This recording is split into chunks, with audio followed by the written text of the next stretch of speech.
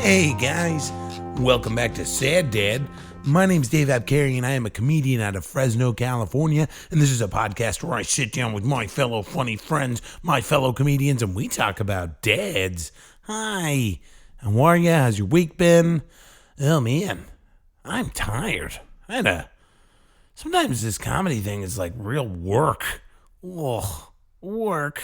Gross. No, it's just, a fun week of shows, but it was, there were some nights we had to work. Our Friday show, we had 12 people. It was a super light turnout for a Friday, but they were so fun. It was like a really fun, intimate crowd. And in all honesty, I think most comedians, I'd prefer to do a show in front of 10 people that were really into it versus 100 just kind of meh people. So Friday's show was fun, but our Saturday show, my guest today, Jen Felix, her and I actually talk about the Saturday show, was exhausting. We had 12 people Friday. We had 75 or 100 people on Saturday. Same show, same headliner, same comedians. Can't tell you what was in the water on Saturday, but and it was just one of those nights where we had to bust our asses to get people seated and stuff. And then we had to be Mr. Personality on stage hosting it. So it was just kind of, and then there were a few hecklers that night too. It was just one of those. I mean, it was a good show. Everybody had fun. It was just one of those nights where you just kind of come out of it just feeling like you had the crap kicked out of you. And then our Sunday show was fun. That was a great night. Tom Smith, who's a buddy of mine, he headlined that. I'm going to have Tom on real soon. He's a real cool, interesting guy. He's got a fun podcast too. But and then the last couple of days, I got to hang out with two previous Sad Dad guests. We had Tim Asal and Theo Manhattan were in town and hung out with them. We went and got breakfast. I took Theo and Tanya Salzer, Tanya, who was another previous Sad Dad guest. We went to play spooky mini golf. It is an indoor, graveyard themed mini golf course here in Fresno, and they were so skeptical. I was like, no, spooky golf, I think it's actually called ghost golf, is the best. You guys got to go. And they were I got a lot of pushback on that idea, but we went and we had so much fun. It was a blast. So I have had some fun this week, I suppose. I don't know why I'm being all curmudgeon-y. So that was it. I got my birthdays coming up on the 22nd, March 22nd. I'm going to be down in LA doing some shows with some friends, Matt Cole and Daniel Eachis and a few other folks. So I'm excited about that, getting out of town for a couple of days. And that's me. I got in trouble with Amazon because because I got my laptop stolen. If you guys follow me on social media, you guys may have seen some of the laptop drama playing out, because I got robbed. I got robbed back in January. A guy broke into my house, and I kind of caught him in the act. And the only thing he managed to get away with was my laptop. And but this guy, I don't think the guy that stole my laptop and the guy that has my laptop now, I don't think they're the same guy. I have reasons for that, and I can get into all of that. And maybe I will at some point. I'll probably make it a bit. It's a comedy bit at some point, because there's actually some pretty funny details to it. But anyway, this dummy that has my laptop didn't log out of my Chrome browser, and so now I have this guy's information, his email address, his physical address. I pretty sure I got his name based on what his email address is. Anyway, I have all this information, but I can't. I notified the police. I was like, hey, I got all these details. What can we do? And they're like, well, it's all relatively circumstantial. I guess I could take him to small claims court. I don't know. But then I looked this guy up on the internet and, just stalking him on Facebook and he's like, He's like a bulldog, which is a notorious gang around here. I'm like, I don't know if I want to take a gang member to small claims court. Just like the wussiest thing you could do. And in fairness, they know where I live too, you know? And so anyway, but the thing is he didn't log out of my Chrome browser. I changed my Chrome password, but it for whatever reason didn't take, at least the first time. And then also he was still able to get into my Amazon account. And so he tried to buy some like Visa gift cards on Amazon, like using the card I had on my account. So I got a notification from Amazon like, oh, thank you for your purchase of a blah, blah, blah. And I was like, I didn't buy that shit. And so I immediately canceled the orders. I did I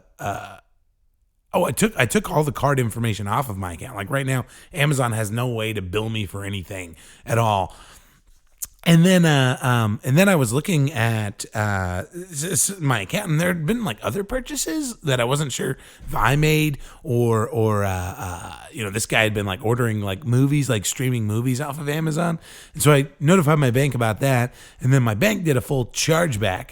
They're like, oh, fuck it, we're just going to charge all of this shit back to Amazon. Well, it turns out when your bank does a chargeback to Amazon, Amazon doesn't like that. And so Amazon was like, fuck you, we're shutting your whole Amazon account down, which is fine. That's whatever. I don't care. But what I didn't realize is Amazon gets real fucking mean about it. Like my Alexa didn't work. Like I only just now got it working. Like they like nuked my Alexa. It's crazy. I don't know that. Oh, I woke her up. Sorry. And so like I had to like reboot my I don't want to say her name again because she's right over there. I had to like reboot her, but like it's like she's a different Alexa. Like she doesn't remember any of the last year. It's crazy. I'm like she doesn't remember all the good times we had listening to podcasts together or any of that stuff. It's kind of a weird like cybernetic existential crisis, some weird singularity bullshit I'm dealing with right now. I'm like, you don't remember me at all? Not even a little bit? Anyway, that's been me. I got a great guest for you today. This guest I have, she's easily my best friend, one of my best friends in comedy, and she's somebody I've been wanting to have on for a long time. And it was one of those things where I knew this was going to be kind of a hard interview, not because Jen is a tough guest or anything, but she really like stretches my premise of the show, which is it's a show about dads, and as you'll very quickly find out that the whole dad thing isn't a big part of Jen's story, but I still felt like it was a very interesting story. Jen's a great storyteller, period. And and that's one of those things about Sad Dad. I never wanted to be so rigid on the premise because that's, I think, part of the thing with dads is like, how does your life unfold in the absence of a dad, in the space, in the vacuumous space that's left by not having a father figure? Like, how do you figure shit out? Like, what's your story? Because that, to me, I think is every bit as interesting as having a cool dad that was really involved, And so that's what you're gonna hear today from Jen, and her story is really unique. She's a really, really fun, interesting person. She's a very kind of a private person, much more so than any other guest that I've had on. Like Jen, we talk about it today, but she likes to get up and she likes to perform stand up, and she's very funny and she's a very talented comedian, but that's kind of it. Like all this other bullshit that me and my friends do, as far as podcasts and putting ourselves out on social media and making ourselves available. Jen doesn't really do that just because that's not where her passion lies. Her passion lies almost exclusively in stand-up comedy, and I there's something very pure about that, and there's something about that I respect. It's almost like she's not doing it for the attention. She's doing it for the craft of it, and I don't really think you see a lot of people like that around, and I know I certainly am not like that because I like all of your attention. I want you to adore me. Because my birthday's coming up. That's why I want it. That's why, yeah. You guys, my birthday's a big deal. It's not a big deal. I don't know. Anyway, I'm talking about Jen. She's great. I think you guys are going to like this episode. It's definitely not my best job as a host, just simply because I'm trying to find the story, find the narrative, find the line of questioning. But thankfully, Jen's one of my best friends, so we kind of roll with all of it. And so it's great. Thank you guys for being here. Thank you so much to Jen Felix for being on as a guest. And so without further ado, here we go, guys. Jen Felix.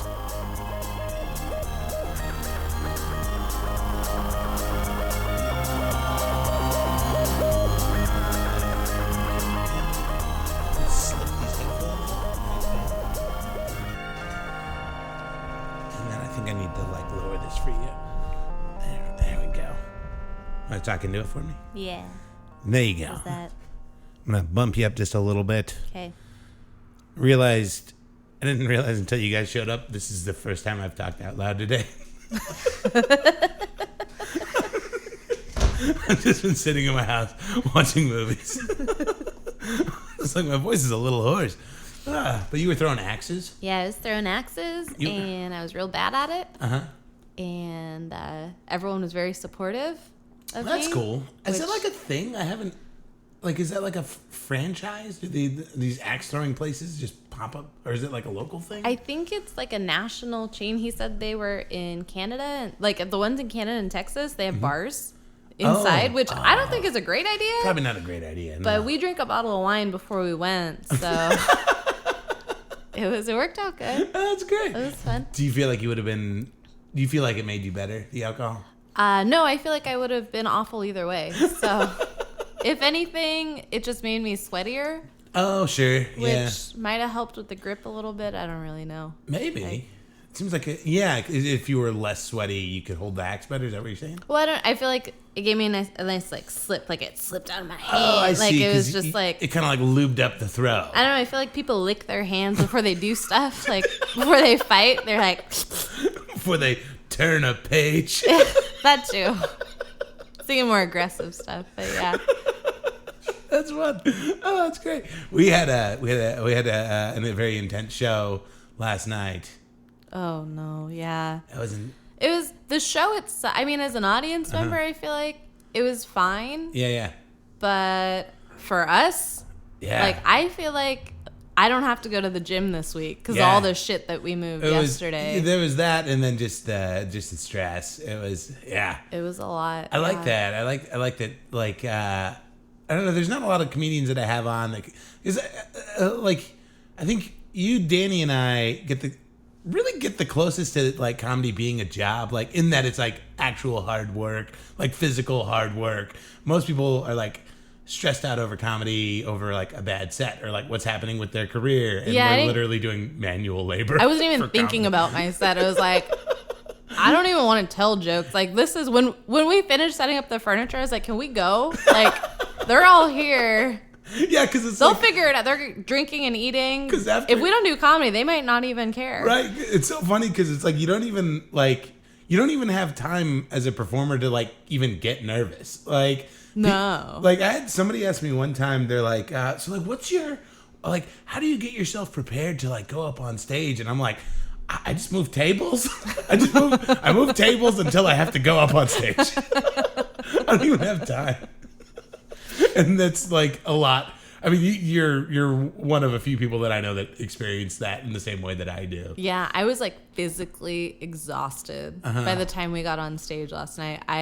Was. You had a great set. I was really nervous about you because we had a lot of female hecklers, and female hecklers tend to go really hard on female comics, I feel. Oh, yeah, and I went a little hard back, and I felt kind of bad about it. Yeah. But It's okay. Yeah, you did great. I remember like looking at you, and you had to do a 20, and I was like, Jen, you're gonna have to work so hard up there, and just because of that. But yeah, it actually ended up I was way in the back. It actually went a lot better than I think I thought it was going to. Thanks.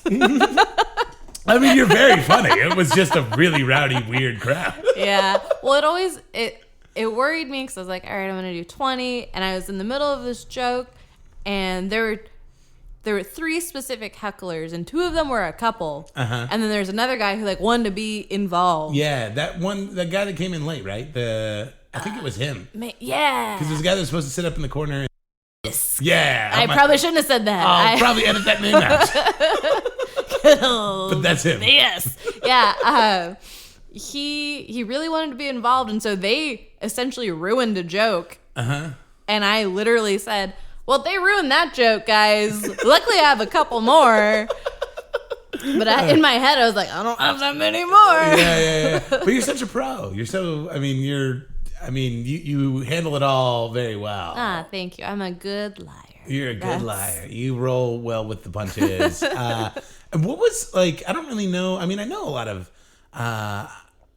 of comedians, like, backgrounds as far as, like, how they got into comedy, what possessed them to. But, like, you're like one of my closest friends, and I have no fucking clue, like, what got you into comedy. Like, what was that like? Oh, it's not terribly interesting. So I was living with these 2 men, not in, like, a sexy way. Just a roommatey kind of way. Yeah, one was, like, a real old dude, and the other guy I worked with. Actually, I worked with both of them, but one of the guys was like, hey, let's go check out this open mic.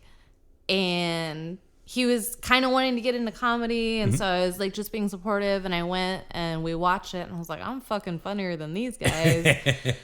And so I went home that night, and I kind of thought about like what I would say if I went on stage, and then we went to another one, and I just went on stage, and then that was that, and it was all over. Really? Yeah, I never like had ambitions to be like, I'm gonna be a comedian. Like it was never like that. I was just kind of wanting to prove all those other people like, hey, I'm funnier than you, and I don't even want to do this, which is like I'm a horrible person. That's a horrible thing. But I mean, in fairness, you were right. Those guys aren't doing comedy anymore. Yeah. So you weren't like a comedy nerd growing up? No, not. I mean, I enjoyed comedy. Yeah. I remember watching like the first season of Last Comic Standing with my grandma and Dat Fan, and I was a big fan of Dat Fan. Yeah. And now, not so much. I don't know. I'm sure. Yeah. He's got his fans. He's not my style, but sure. Yeah, I enjoyed comedy. I never thought about, what if I did this? But I was like a super talented liar when I was a kid.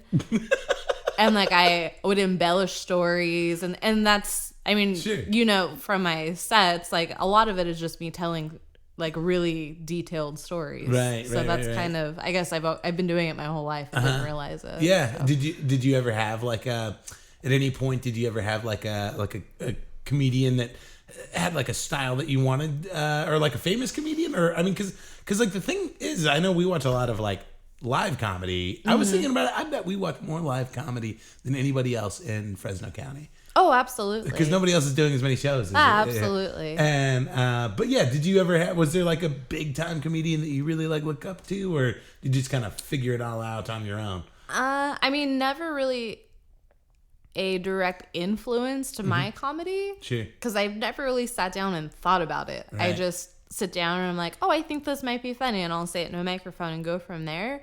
But I've always been a huge fan of Jerry Seinfeld. I love Jerry Seinfeld. Yeah. And even now, we went and saw him a couple years ago at the Soroyan, and I mean, he does his old material. That's cool. But it's like going and seeing a band, and it's like great. I'm like, tell the one about how you can't turn off your phone because it's a button. Like there aren't buttons on phones anymore, but he still tells the joke, and it still kills me every time. That's funny. I love him. Yeah. I mean, I wasn't really exposed to a lot of comedy aside from that. Right. Well, I mean, and I think the wild thing too is like Danny and I, we like are chasing this thing so passionately, and it's not that you take it any less seriously, but it's just Like not the thing. I mean, I don't know. Is that a fair statement? Like it's comedy. You're an engineer. You are.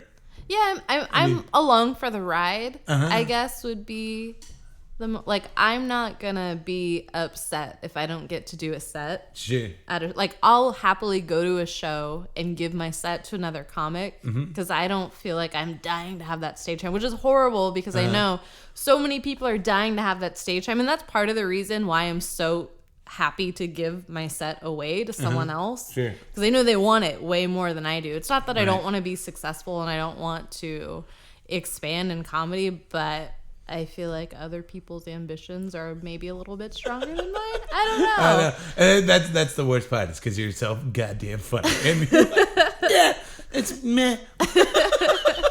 Oh man. Well, that's.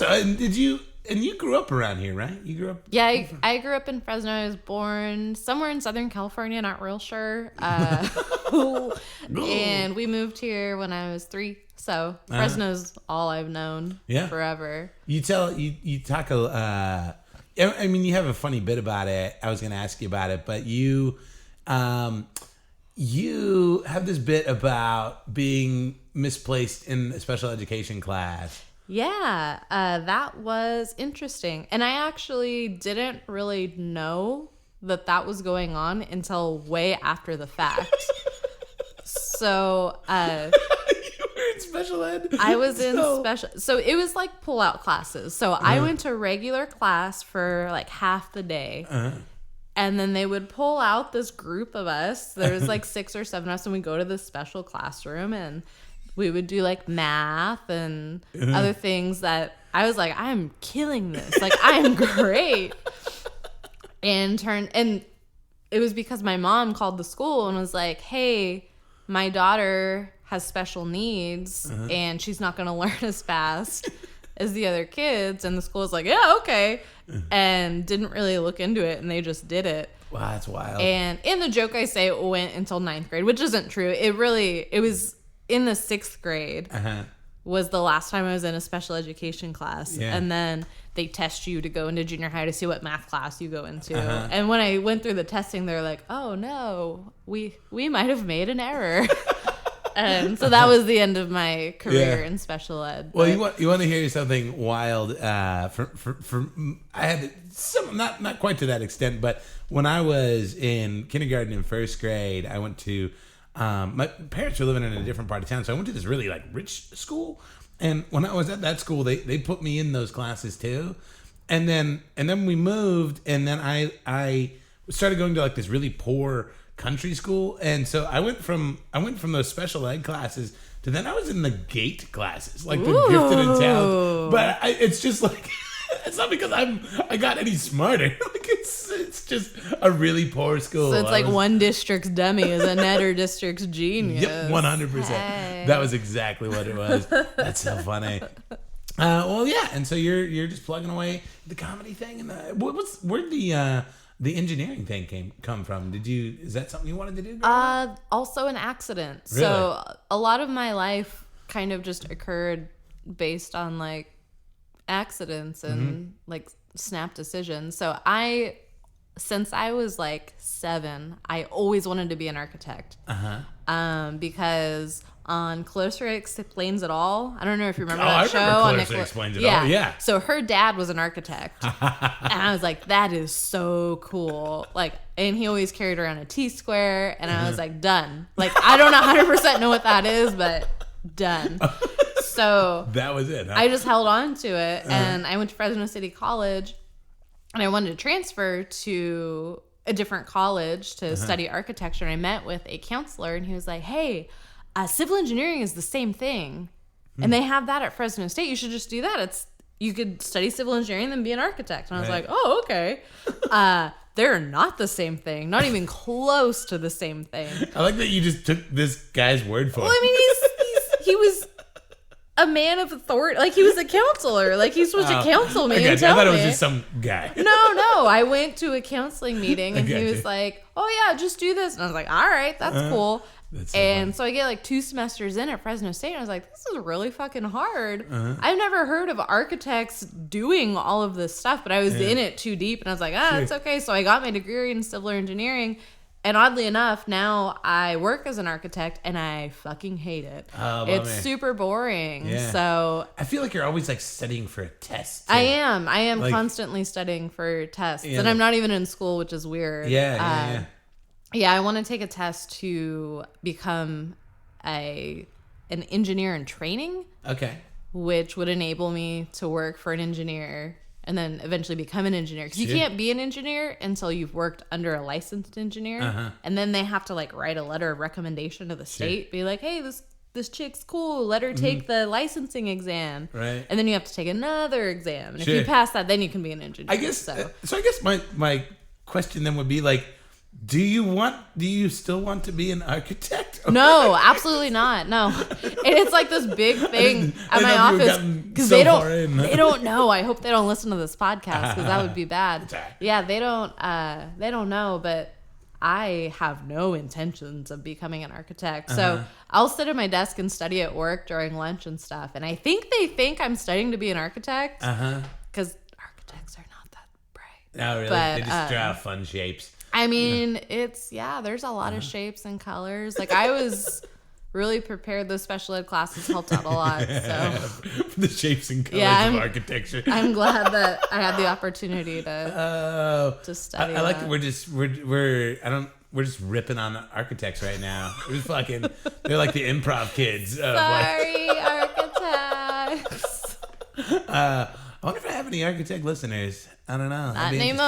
Not anymore. Sorry. Not after that. Jen Felix lady. We're done with her. Well, cool. Well, we've riffed a lot. We've riffed nicely here. I feel like we've gotten to know you a little bit. Yeah. This is a podcast called Sad Dad. Mm-hmm. And this is a podcast where we talk about dads. Oh. And you're Jen Felix. I am. And you have a dad, kinda? Nope. I mean, if you count Danny, I guess. Yeah, no, I don't have a dad. I mean, biologically, I do. So, weird background on this. So, my mom is developmentally disabled, and she married this man who was trying to get his green card. And he was a Mexican man. And married my mom. I don't know if he was also developmentally disabled. I was told they met in school. Whoa. Which makes me think that he was I don't know. But he was also super into drugs. Wow. Like super into heroin and all that good stuff. Which is crazy that I came out okay. But I don't know how long they were together. Enough to do sex, and then I came out. And because there's a picture of me as a baby with both of them. So there was a point in time where all three of us were together. Wow. And then my grandma pulled my mom out and she was like, this is not a good situation. Took us to Fresno. What? Okay. So did he get his green card? Do you know? I don't know. Well, they did get married. Okay. Because my last name is Felix, and that's his last name. No shit. Yeah, my mom's last name is Frech. Really? Which, I don't know if you know this, but my middle name, do you know what my middle name is? No. My middle name, also a mistake, common thread in my life. My middle name is Anne Frech. Okay. Because my name was supposed to be Jennifer Anne Frech Felix. And whoever filled out the form forgot to put a space in between Anne and Frech. Wow. And so legally, that's my name. Wow. And I didn't find that out until I was 16 years old and I went to get my driver's license. And they were like, oh, no, you have to refill out all this paperwork. You filled it out wrong. You have to put your legal middle name. And that's when I found out that my middle name was Anne Frech. They were like, you can change it for $20. I was like, it's a cool story to tell at parties. So I kept it. But that is wild. Yeah. Have you ever made up a weird origin for it? You're like, no, it's Scandinavian. No, people always think Anne Frank. Oh yeah. They're like, oh, you're German, which I am German, but no Holocaust. Sure. But I'll tell you, I mean, that's one of the things I've about this podcast is I'm not super rigid on the dad thing. Oh, good. And so we could talk about your mom, and actually, lot of questions about her. Yeah. Because I know you mentioned that she's developmentally disabled. So I mean, did she grew up around here too, right? Didn't she? No. So my family's from Southern California. Oh, okay. So they were in like the San Diego area, gotcha. and then they lived in like Canoga Park and just like a lot of like outskirts of LA area. What was growing up for her like?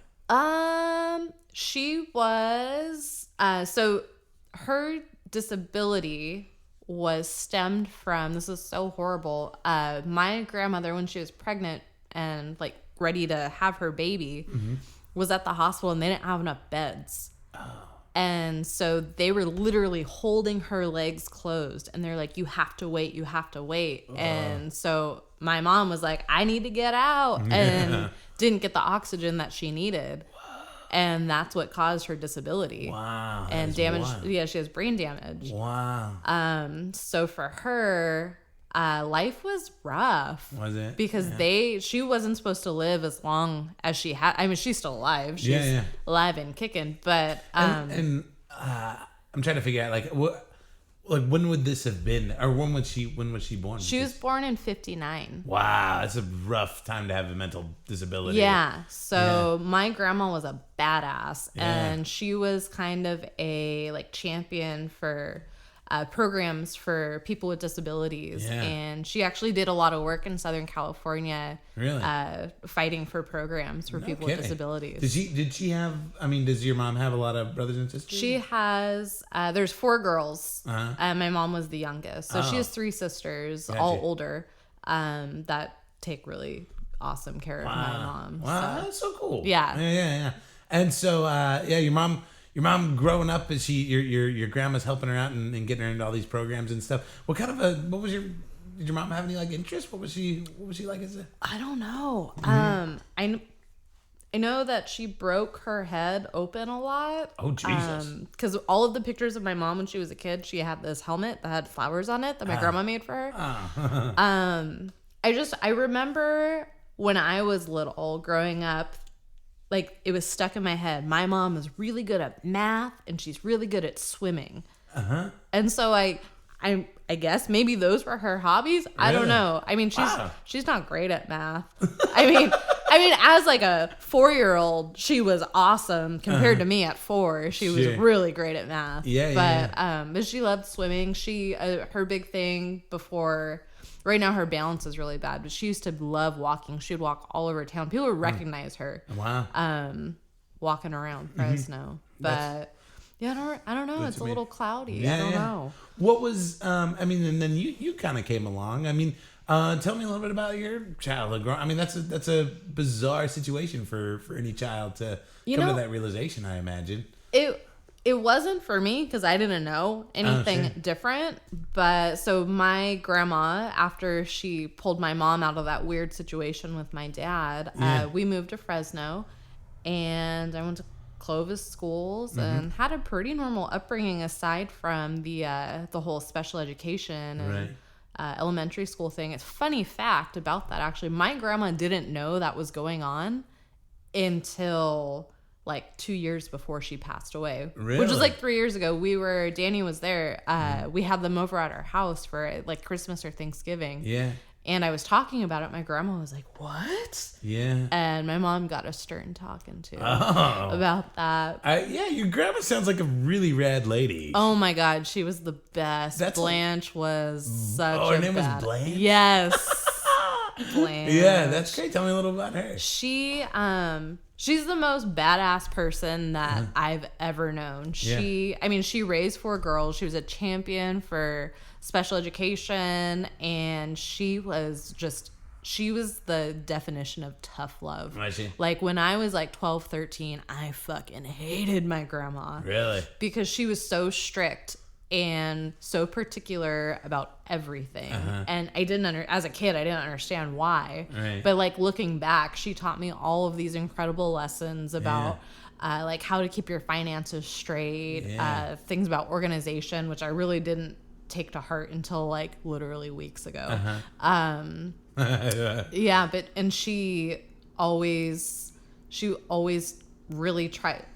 She didn't shame me, but she always made it clear that she was disappointed in me that I didn't graduate from college, because it took me a really long time to get through school. I graduated high school in 2005, and I didn't get my degree until 2016. Wow. Yeah. So she would always say to me, well, I think you're scared of graduating because I think you don't know what you want to do when you grow up. And but it wasn't out. She just wanted me to succeed, and that was her way of telling me, because I knew she was proud of me. And but yeah, she's such a badass. Yeah. My grandma's the best. What was the point for you? I mean, I know you were saying that you were kind of like, it wasn't like a particularly weird situation between you and your mom, just because it was all you ever knew. But like, do you remember the point where you realized like, oh, my mom is different? Yeah. Yeah, I was pretty old. I think I was probably like 8 or 9 before I really realized a difference. Because we used to ride the fax, the local bus, everywhere. Fresno area Express. Yeah. Which that's not how you spell express. Yeah. But whatever. But funny. yeah, we used to take the bus everywhere, and it never occurred to me that people used cars to go places. Right. And then I started to realize that when I would go spend the night at my friends' houses and things like that, like, they didn't live with their grandma, which I thought was super weird. And because my grandma like looked over us, like she was like the head of the house. Yeah, and I was right. like, where's your guys' grandma? Like, what's you guys are just living all willy-nilly, no grandma. Mom and dad? What's his dad guy? Yeah. And who's this guy? and everyone had cars, and I was like, why is everyone so fancy and everyone has their own car? Like, this is so weird. And then I slowly started to realize, like, as I got smarter and my mom didn't, like, it's not that she got dumber. Sure. It was just I started to realize that I was rapidly approaching her level of intelligence, and then eventually surpassed it. Right. Which was like kind of a rough thing to realize, because you're kind of like, oh no, like no one's really in charge. Right. And you kind of have to grow up real quick, and I did. Yeah. I started working. Oh, sorry, is that your foot? That was my foot, sorry. Footsie with sorry, Danny. Okay. We're technically engaged in 4 countries right now. Yeah. What was I talking about? We were talking about rapidly approaching the same intelligence. Oh, yeah. So I had to grow up really quick. I started working really young because I started to feel really uncomfortable being at home. So I started working when I was like 15, and I haven't stopped. Since then. So I mean, was there a little bit of it where you were just trying to like be out of the house, you think? I think I was be away from the situation? I think I was embarrassed of this, because I was different than everyone else. And my grandma started taking me to like orientation for junior high and high school. My mom wouldn't take me because she had really bad balance, and she didn't understand a lot of the stuff regarding orientation. My grandma was pretty obese. She weighed like a good 350, 400 for most of my life. So there was that on top of it. And so a lot of people thought, and my mom also worked at McDonald's. And she only worked like in the bathroom, like she cleaned the bathrooms and stuff. And a lot of people thought my mom was my grandma. Oh, wow. And I would never correct them. They'd be like, oh, I saw your grandma at McDonald's. Like, oh yeah, say hi to Granny. Like, and I was like secretly embarrassed about it because I was so different and I didn't want anyone else to know. So even my closest friends, they knew, but it was very like on the DL. And that's kind of why I didn't have very many friends growing up, because I was just... yeah, that's a lot. That's pretty heavy. Yeah, it was rough. It's a lot for a kid to have to deal with, because I mean, it's like, I don't know, I'd get embarrassed of my parents, and they were my parents. Like, you know, like I mean, and I've met your parents. Your parents are fucking cool. Yeah, I mean, it's just natural. They're cool. I love them to death. But as a kid, your parents are the most embarrassing thing ever. You know? Yeah. I remember one time I forgot my lunch. No. My mom would always pack my lunch, and I was like, Mom, I don't want you to pack my lunch today. I want to have school. I want to have hot lunch at school. And she was like, okay. And then I remember like the morning of, they were like, and today for lunch, we're having bean tostadas. And you got to understand, I have had a lifelong hatred of beans. I've heard that. Yes. Anybody close to me knows that I just don't like beans. And this goes all the way back to first grade. And all the teacher sees is she reads off the lunch menu, and then this boy is crying.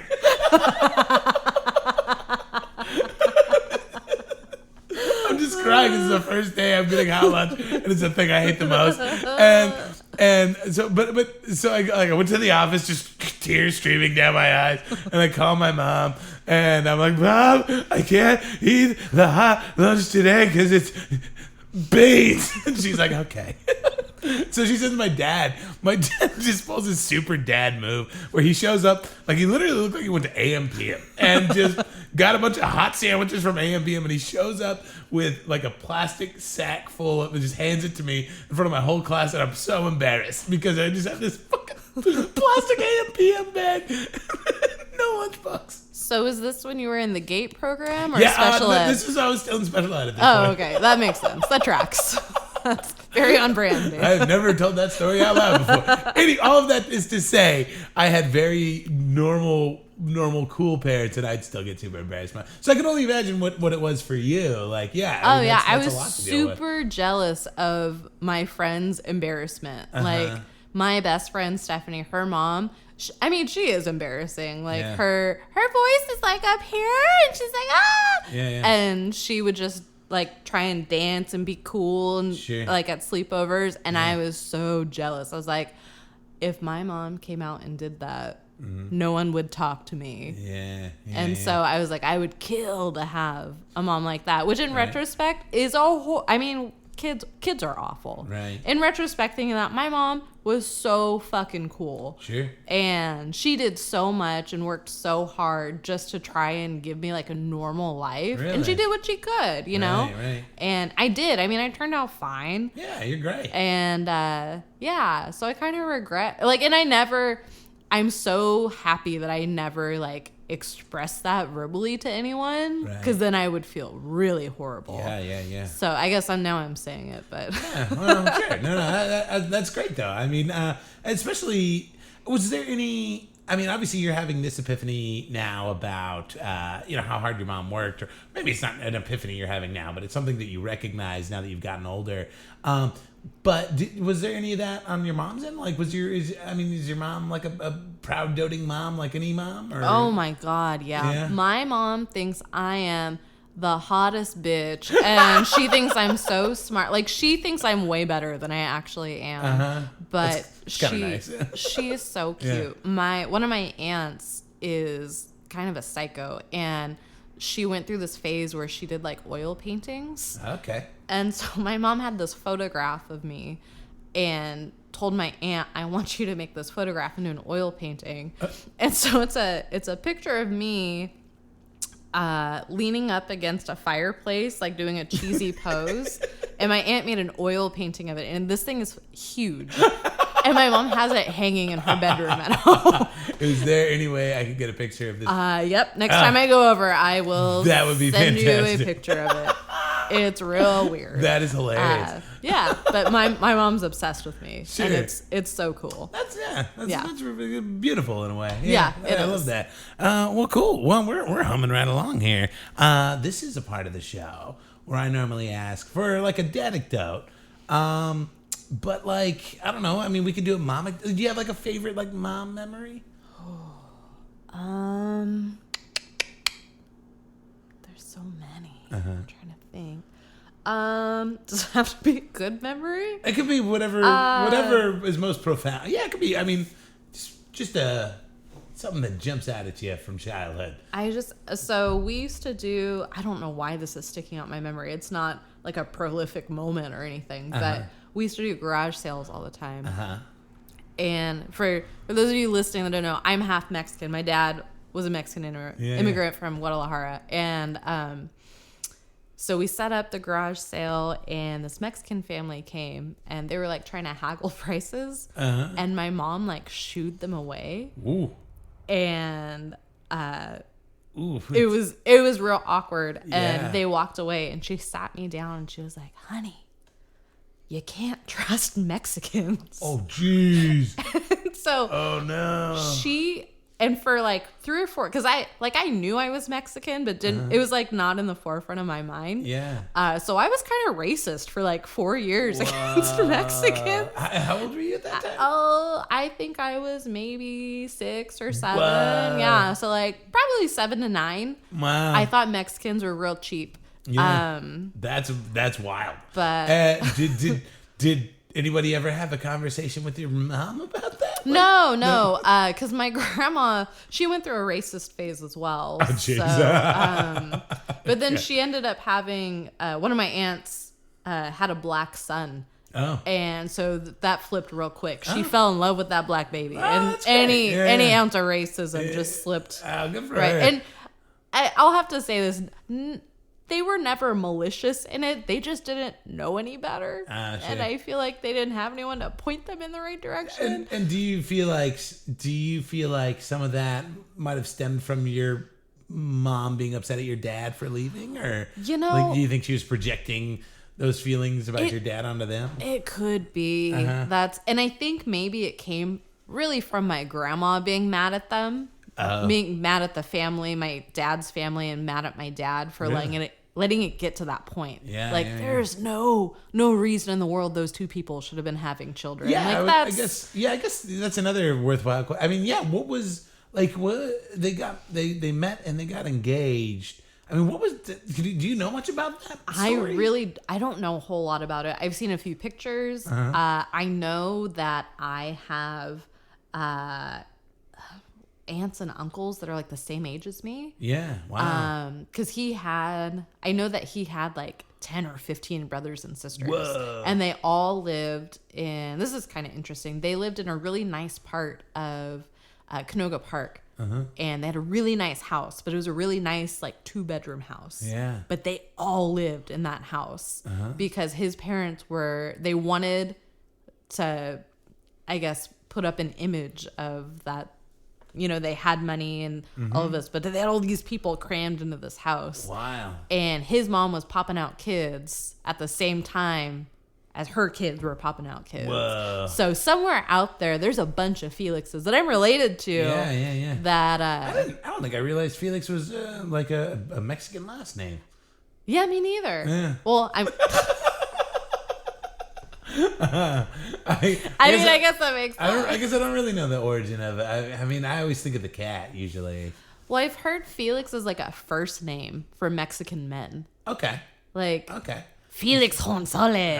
Sure. Yeah. I feel like there's a bunch of those guys out there. I guess you're right about that. Have you and so, like did they have like did your mom and dad did they have like a full blown wedding, or did they just was like a civil union type of thing? No, my mom wore a wedding dress and there were people there, and she had a baby shower. I've seen pictures of the baby shower, and everybody was just kind of like, "Oh, this is good." That's the thing. Yeah. I don't really I don't know. Like, I guess I never really asked about it. Yeah. Because I feel like it's probably a sore subject. Sure. Yeah. But yeah, it seemed like it was a real. Do you know how they met? Was it like your mom wasn't going to bars, was she? You know what I mean? I have a story about that. Oh, actually, this should be my mom anecdote. Okay, let's perfect. scratch that last one. That put my family in kind of a bad light. So my mom and dad, I heard they met in school. So I think she was going to like a community college program, like an adult program. Yeah. And that's how they met. But that makes me think maybe he was kind of special too. I don't know. Sure. So what was that movie from the 90s where the two special needs people? I can't watch movies about people there's one where they like fell in love. I'm sure it's very problematic in modern times, but because they were doing the whole you remember Tropic Thunder? It's like, oh, you went full retard. It was like these actors are both doing that. God, what was it? It's not Never Been Kissed. It's something. Is that's not the one with Rosie O'Donnell, is it? Oh no, that's my other. I forgot sister. Rosie O'Donnell has a foot. It's one of those. Yeah. Oh, it's the other sister. Oh, that's the other the movie. sister. Yeah. I can't watch those movies. Yeah. I get too upset. Like it hits me hard. Like it really bothers me seeing people that aren't like differently abled. Sure. That's such a Yeah, liberal phrase. Sure. I mean, I get it though. But yeah, it makes me real uncomfortable watching 'cause people. You're so close to it. It's so, and like these people are literally like doing a caricature of somebody that you love dearly. Yeah, you know? And it's real uncomfortable yeah, for I me. mean, I can understand. But yeah, let me tell you a good mom anecdote. So my mom, have you met my mom? No, I haven't. I've only heard wild stories. She's been to a couple Danny. shows, and she's in love with Danny. Yeah. But she's a real spitfire, and she loves alcohol. Oh, She loves alcohol. Because of the medications that she's on, she's not supposed to have alcohol. And now she's not very mobile now, but there was a while where she could get around on her walker, and like I said before, she loved walking. So she lives in a little community for developmentally disabled people, and they have like helpers that hang out for a few hours, make them dinner. But for the most part, they were pretty independent.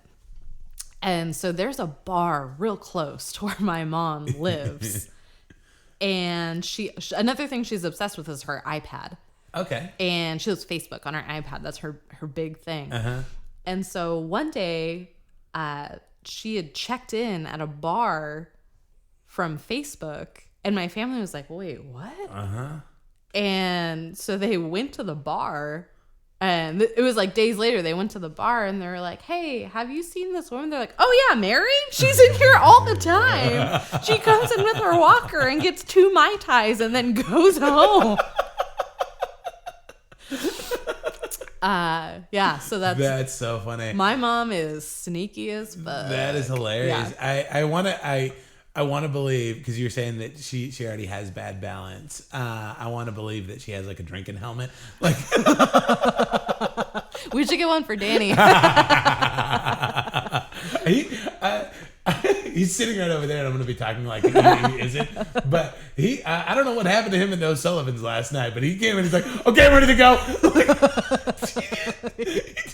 He was real eager.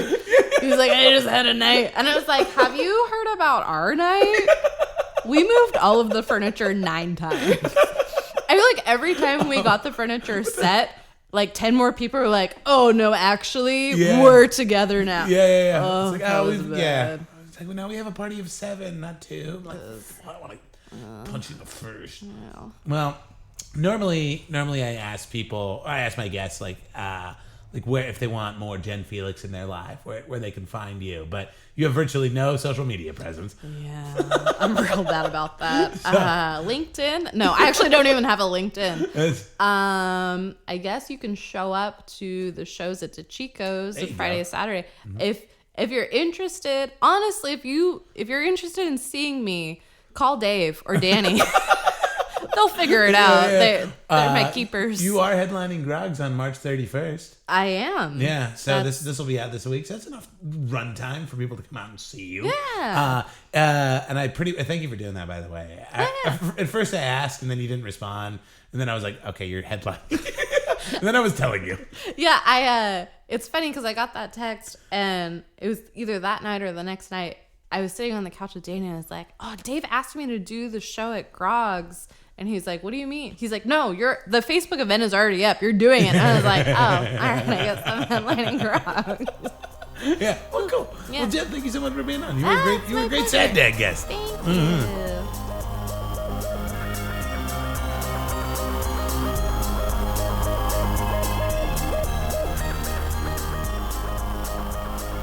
And we're back. Jen Felix. She's great, right? I love her to death. She plugged the shows at the end there. Come out to if you're in the greater Fresno Clovis area, come out to DeChico's in Old Town Clovis every Monday, Tuesday, Friday, Saturday. We're out there slinging jokes, spitting hot fire. I'm still, oh my gosh, you guys, I'm still 11 days now into not smoking. I've been a good boy. I haven't had a cigarette in a long time. I'm pulling it up on my phone right now as I'm talking to you guys. I downloaded this app. It's like a quit tracker app, and it tells you you set it up and you tell it like about how many cigarettes you smoke a day and like how much you spend on cigarettes, and it tells you from the point that you quit like how many cigarettes you haven't smoked, how much money you've saved, how much life you've regained from not smoking. I think that part's kind of bullshit, but whatever. So anyway, I've saved $132 so far. Whoa. and I've not smoked 272 cigarettes. Whoa, that's crazy. Anyway, so yeah, doing it. I've actually got a couple of really funny bits about it. I started vaping. I know I talked about that last week. I'm vaping now. I'm a vapor. And that's still going all right. So that's good. And I'm going to keep on keeping on with it. And hopefully, I'm still wearing my nicotine patch. Still giving me a lot of weird dreams. I had a weird dream. I'm not going to tell you guys about my dreams. What am I talking about? I was just about to go on some weird dream tangent. I'm not going to do that. Not going to do that. I did have one weird one, though. I was folding, maybe I told you guys about this last week. I had a dream I was like folding laundry. And the thing about the nicotine patch dreams, it's not that they're like, oh, so scary and weird and like, it's just how vivid they are. That's what it is. It's like you're still doing like mundane dream shit. I mean, it's not like it's overly fantastical. It's just like how clear everything is and like the impression that you're left with when you wake up in the morning. And like I had a dream a while back a few days back that I was like folding laundry. I had a dream about folding my laundry, but I kept bleeding. Like I was just blood spilling out onto my laundry from somewhere. And like, I'm bleeding somewhere and I can't figure out where. And I wasn't like worried about it. I was just annoyed that there was so much blood coming out of my body onto my clean laundry. So anyway, that's what I'm dealing with. That's me. I'm going to be down in Southern California next week doing a bunch of shows. I'll be down there from the 18th to the 23rd. We'll be doing some shows in North Hollywood. I'll be down in Orange County. I'll be down in San Diego, just doing a little run of it. So if you're down there, follow me on social media. I'll post all those dates for you. So cool. That has been it, you guys. I'm going to have to do some finagling to get next week's episode up just because I'm going to be out of town. But I will have something for you next Thursday. So, guys, that is it. Adios. Oh, wait, I forgot to plug some stuff. Hang on. I'm back. We'll come back to that. You can email me, saddadpodcast@gmail.com. You can follow me on social media at Dave Abkarian. And, Sad Dad Patreon if you want to support the show financially. And as always, if you can rate and review on iTunes, I'd love you forever. Okay, that's it. I swear to God. Adios.